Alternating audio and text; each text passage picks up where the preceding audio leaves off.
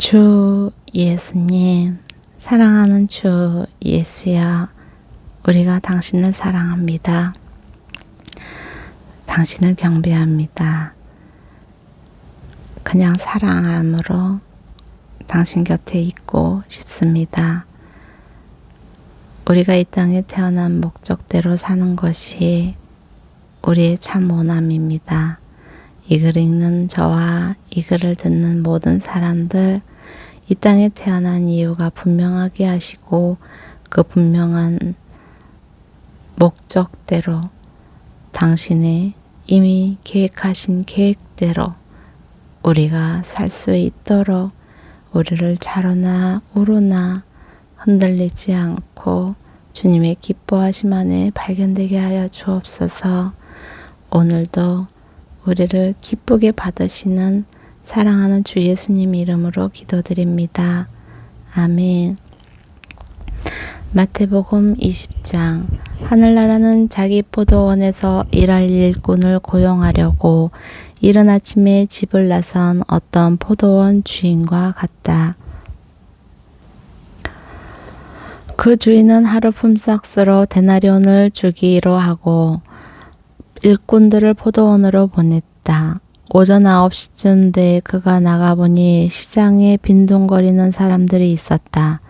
그는 그들에게 너희도 내 포도원에 가서 일하라. 적당한 품삯을 주겠다라고 했다. 그래서 그들은 포도원으로 들어갔다. 그 사람은 12시와 오후 3시쯤에도 다시 나가 또 그렇게 했다. 그리고 오후 5시쯤 다시 나가보니 아직도 빈둥거리며 서 있는 사람들이 있었다. 그는 왜 하루 종일 하는 일 없이 여기서 빈둥거리고 있느냐 하고 물었다. 그들은 아무도 일자리를 주지 않습니다. 라고 대답했다. 주인이 그들에게 말했다. 너희도 내 포도원에 가서 일하라.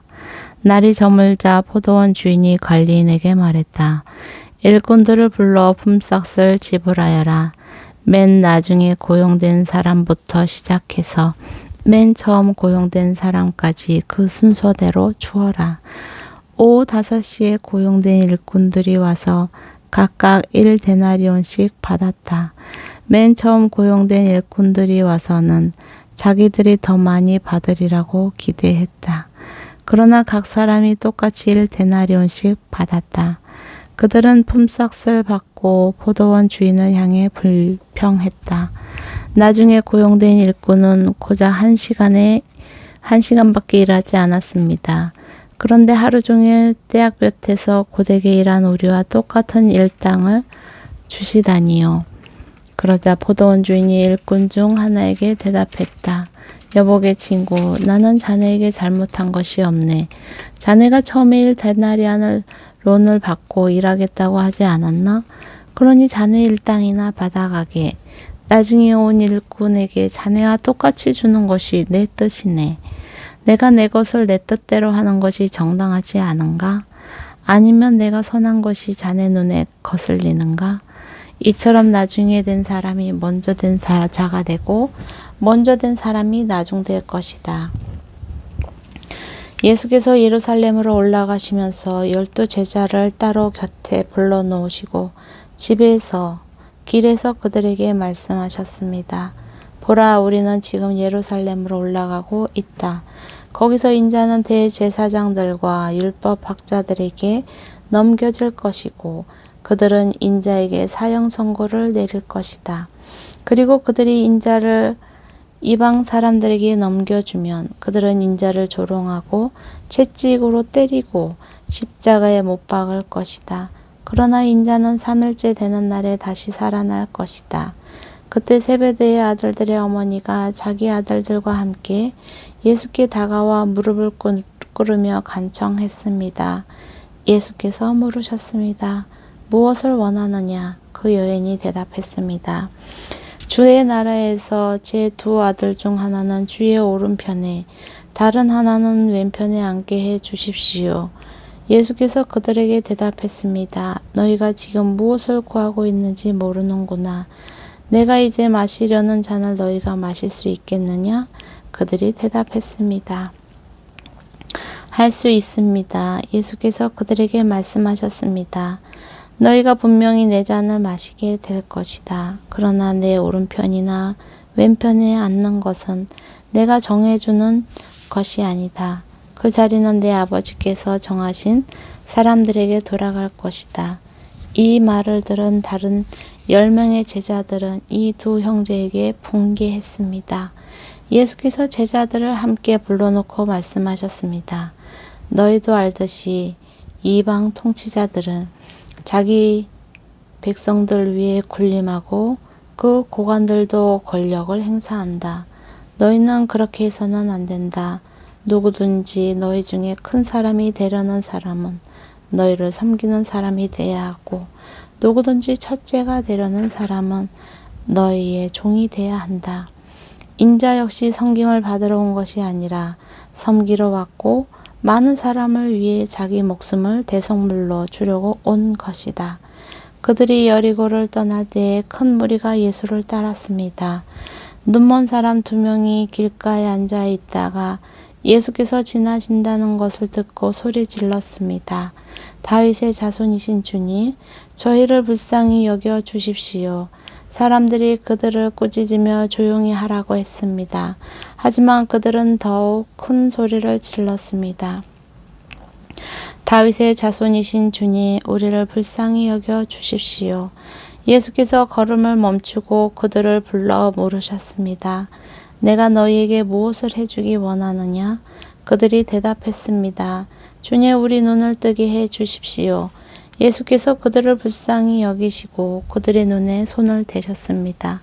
그러나 그들이 곧 다시 보게 됐습니다. 그리고 그들은 예수를 따랐습니다. 21장 그들은 예루살렘에 가까이 와서 올리브산 기슭에 있는 벳바게에 이르자 예수께서는 두 제자를 보내시며 그들에게 말씀하셨습니다. 너희는 저 건너편 마을로 가라. 거기에 가면 나귀 한 마리가 새끼 나귀와 함께 묶여 있을 것이다. 그 나귀들을 풀어서 내게로 끌고 와라. 만일 누가 너희에게 무슨 말을 하거든 주께서 필요로 하신다고 말하여라. 그리하면 나귀들을 곧 내어줄 것이다. 이는 예언자를 통해 하신 말씀을 이루려는 것이었습니다. 시온 딸에게 말하여라. 보라, 너희 왕이 너희에게 오신다. 그분은 겸손하셔서 나귀를 타셨으니 어린 나귀 곧 멍에 매는 짐승의 새끼다. 제자들은 가서 예수께서 시키신 대로 했습니다. 그들은 나귀와 새끼 나귀를 끌고 와서 그 등 위에 자기들의 겉옷을 얹었습니다. 그러자 예수께서 그 위에 앉으셨습니다. 큰 무리가 겉옷을 벗어 길에 폈고 어떤 사람은 나뭇가지를 꺾어서 길에 깔기도 했습니다. 앞서가는 무리들과 뒤따라가는 무리들이 외쳤습니다. 다윗의 자손께 호산나, 주의 이름으로 오시는 분께 복이 있도다. 지극히 높은 곳에서 호산나. 예수께서 예루살렘에 들어가시자 온 성이 떠들썩했습니다. 사람들이 물었습니다. 이 사람이 누구요? 무리가 대답했습니다. 이분은 갈릴리 나사렛에서 오신 예언자 예수라오. 예수께서 성전에 들어가셔서 성전에서 장사하던 사람들을 모두 내쫓으셨습니다. 예수께서는 돈 바꿔주는 사람들의 상과 비둘기를 파는 사람들의 의자도 둘러 엎어쳤습니다. 예수께서 그들에게 말씀하셨습니다. 성경에 이렇게 기록되어 있다. 내 집은 기도하는 집이라 불릴 것이다. 그런데 너희는 이 성전을 강도의 소굴로 만드는구나. 성전에서 눈먼 사람들과 다리를 저는 사람들이 예수께로 나오자 예수께서는 그들을 고쳐주셨습니다. 그러나 대제사장들과 율법학자들을 예수께서 행하신 놀라운 일들과 어린아이들이 다윗 성전에서 다윗의 자손께 호산나 하고 외치는 것을 보고 화가 났습니다. 그들이 예수께 물었습니다. 이 어린아이들이 무슨 말을 하는지 들립니까? 예수께서 대답하셨습니다. 물론이다. 너희는 주께서 어린아이들과 젖먹이들의 입에서 찬양이 나오게 하셨다 하신 말씀을 읽어보지 못했느냐. 그리고 예수께서 그들을 떠나 성 밖 베다니에 가서 그날 밤을 지내셨습니다. 이른 아침 성으로 돌아오는 길에 예수께서는 시장하셨습니다. 예수께서 길가에 있는 무화과나무 한 그루를 보고 가까이 가셨습니다. 그러나 잎사귀 밖에는 아무것도 없으므로 그 나무에게 말씀하셨습니다. 다시는 내가 열매를 맺지 못할 것이다.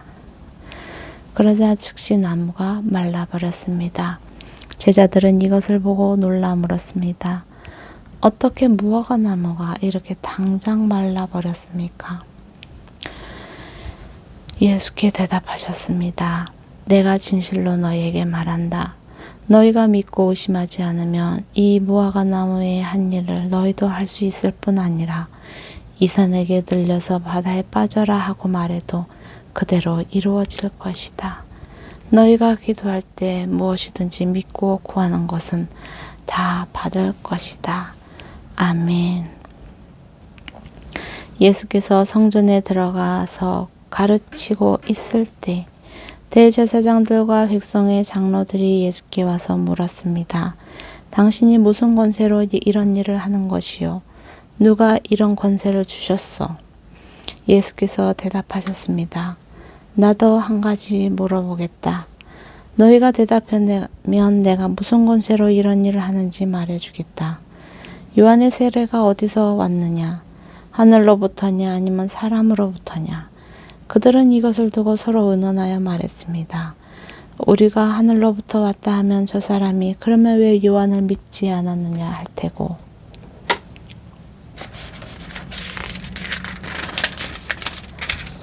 그렇다고 사람으로부터 왔다 하고 하면 사람들이 요한을 예언자로 믿고 있으니 두려울 따름이다. 그래서 그들은 예수께 잘 모르겠다라고 대답했습니다. 그러자 예수께서 말씀하셨습니다.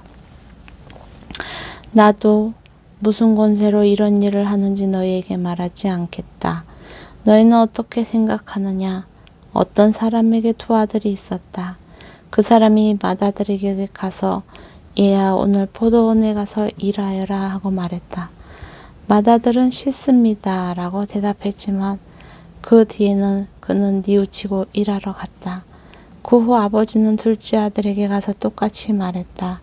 둘째 아들은 예 아버지라고 대답만 하고는 가지 않았다.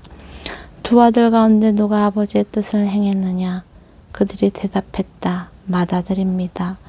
예수께서 그들에게 말씀하셨습니다. 내가 진실로 너희에게 말한다. 세리들과 장녀들이 너희보다 먼저 하나님 나라에 들어갈 것이다.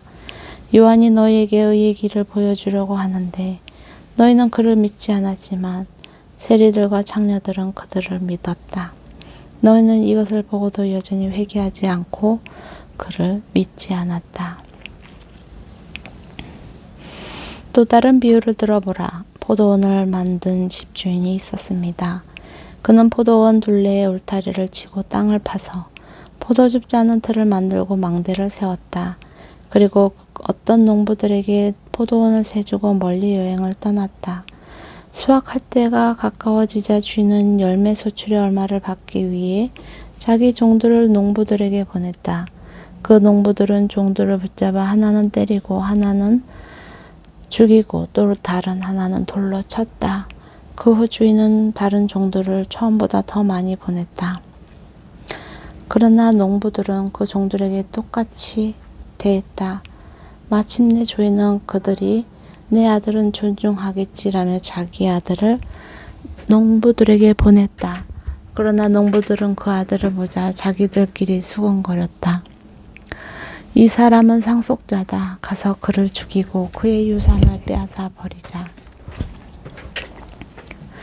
그래서 그들은 아들을 붙잡아 포도원으로 밖으로 끌어내 죽이고 말았다.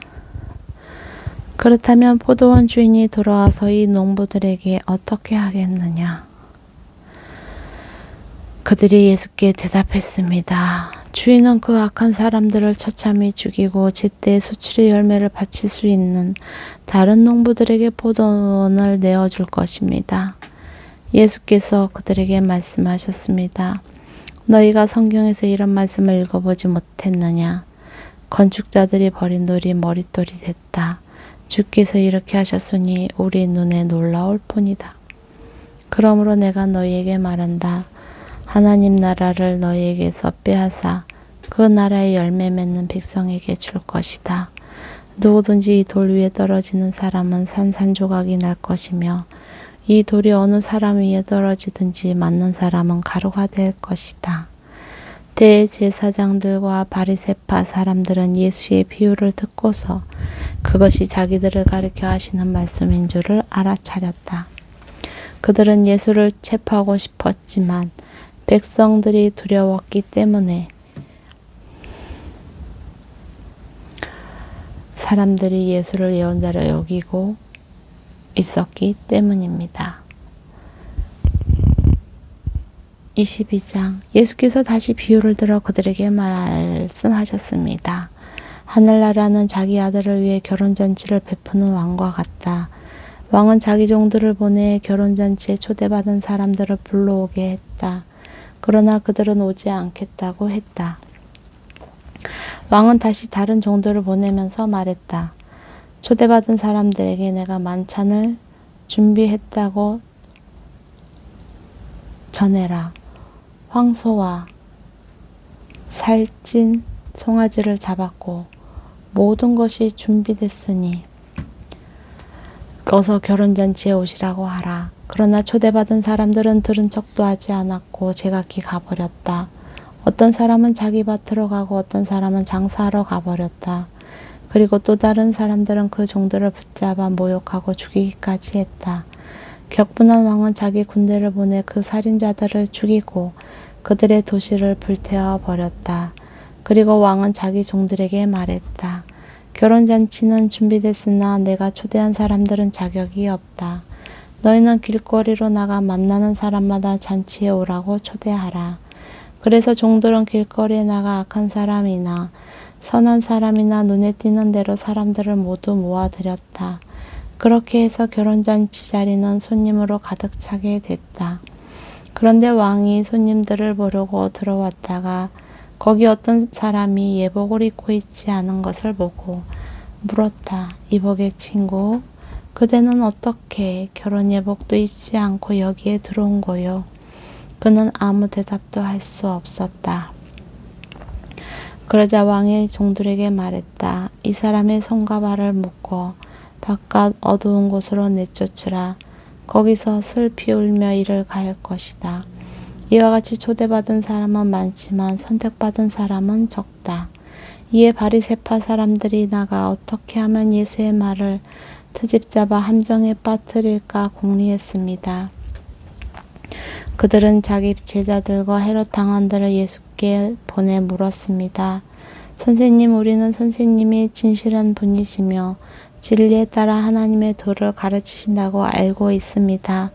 그리고 사람을 겉모습으로 판단하지 않기 때문에 사람에 의해 좌우되는 분이 아니신 것도 압니다.